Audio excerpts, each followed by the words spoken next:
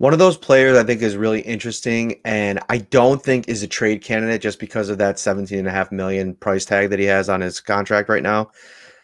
But JJ Watt is most likely going to be cut, and I don't think any team is going to trade for him. Why would you? Because you know that the Houston Texans are probably going to have to move on from him, especially if they end up trading Deshaun Watson. It's going to be a complete teardown, and who knows? I mean, that whole situation out there, is just a mess.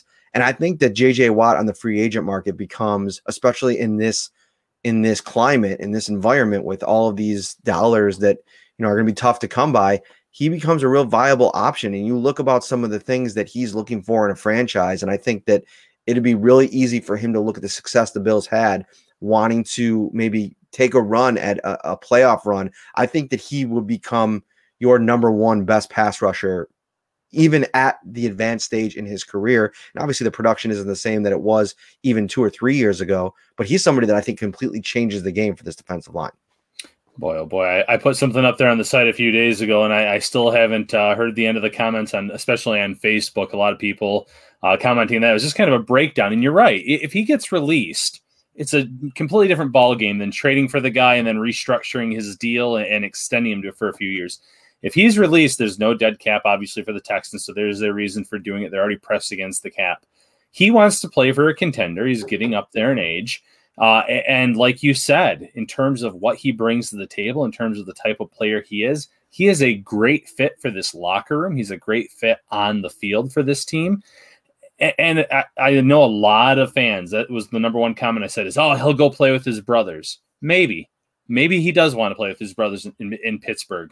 But I'll say right now, even though the Steelers were the number 3 seed in the AFC this year, the Bills are a lot closer to being a championship team than the Pittsburgh Steelers right now.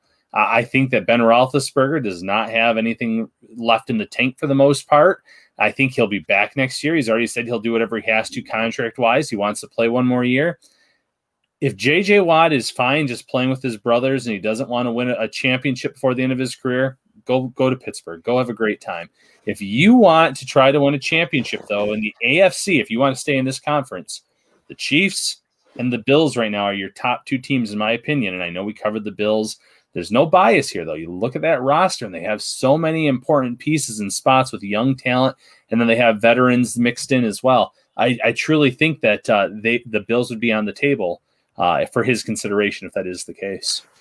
I think edge is something that they have to really be aggressive with. And, I think that they have a lot of talent on the interior, even if you move on from both Vernon Butler and Quentin Jefferson. I think that Quentin Jefferson, was a little bit disappointing. Who knows? Maybe they have belief in him to come in next year if he's still on the roster and contribute a little bit more. I was really disappointed in Vernon Butler.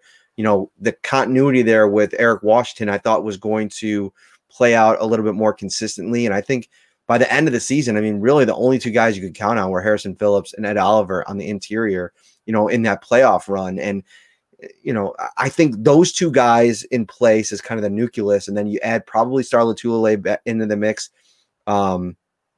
You kind of build from there, but I think they need to add on the edge. I think even with AJ Epinesa, even if you're able to maybe restructure Jerry Hughes, he's on the hook for $9.5 million.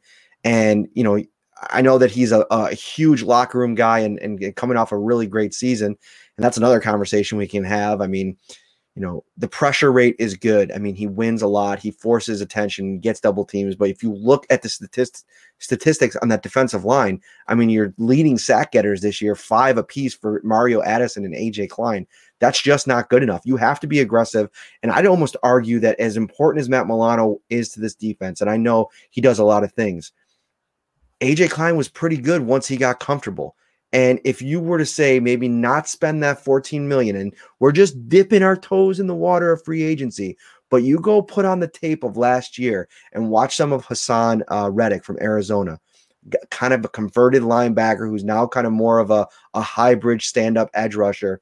He's somebody that you could probably get for a little bit less than Milano's going to get, and he immediately becomes a quarterback nightmare. And that's what they need. They need to add that. If you could find that in the draft, great.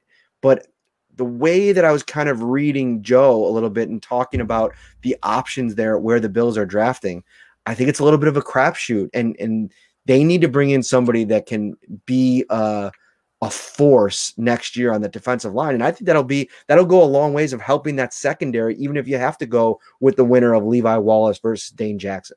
Yeah, there might have to be one player in free agency that they have to spend a little bit more on than you're anticipating.